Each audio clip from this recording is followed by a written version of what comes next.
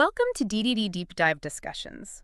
Our mission today, well, we're tackling an ancient philosophical riddle, you might have heard of it, the Ship of Theseus. Yes, a classic. Exactly.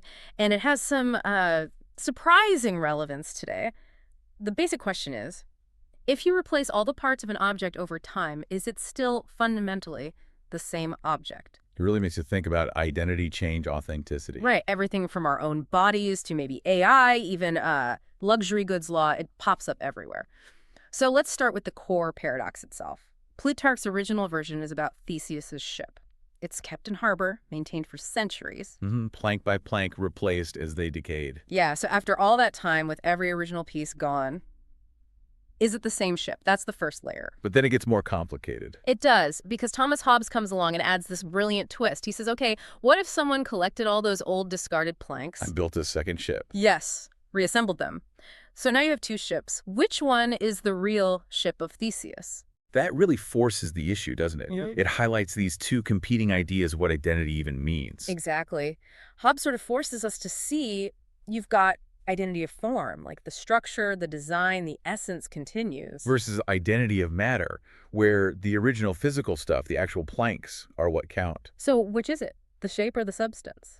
Well, philosophers have naturally explored this from many angles. It's not just about planks anymore. One really interesting perspective comes from cognitive science. It suggests the paradox might arise partly from just how our brains work, our intuition. How so? We tend to see the ship not just as a pile of wood, but as an organizational structure, something that has perceptual continuity over time. Ah, so it's about how we perceive it continuing. Right. It connects to this idea of embodied cognition, how our physical interactions and perceptions actually shape our understanding of reality. We see the ongoing thing. Okay. And there's also the continued identity theory. This one focuses more on the process. Think about rebuilding a house wall by wall. You'd still call it the same house? Probably, yeah. But if you knocked it all down and rebuilt it instantly with all new materials, maybe less so. So the continuity of its existence, the gradualness of change seems important. Okay, that makes sense. So how does this ancient idea connect to, well, to us, to you listening? Think about your own identity. Your body, I mean, it's constantly replacing cells. You are literally not the same physical stuff you were, say, 10 years ago.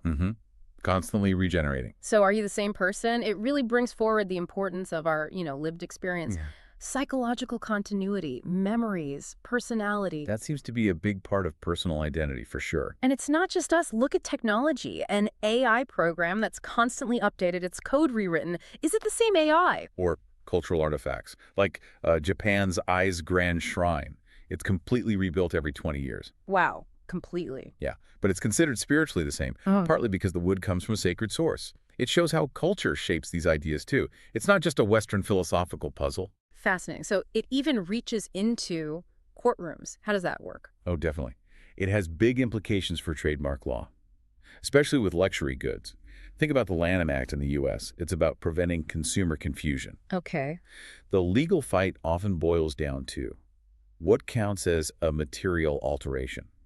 When does fixing something up cross the line into being a counterfeit? Right, if you replace parts, like the ship's planks. Exactly. And courts have gone different ways. There was a big Rolex case, Rolex v. Mies. They took a very strict view. What happened there? Basically, replacing any significant part, like putting a non-Rolex diamond bezel on a Rolex watch, made the whole watch what they called a super counterfeit, even if it was disclosed. Really strict. Yeah. Focused on the original brand's parts and quality. Very. But then you have another case, Nitro Leisure Products, about refurbished golf balls. Golf balls. Okay. Yeah, and there the court was more permissive. As long as the balls were clearly marked used or refurbished, it wasn't trademark infringement. Transparency was key. What would a reasonable consumer expect? So two quite different approaches. One focused on original matter, the other on form and information.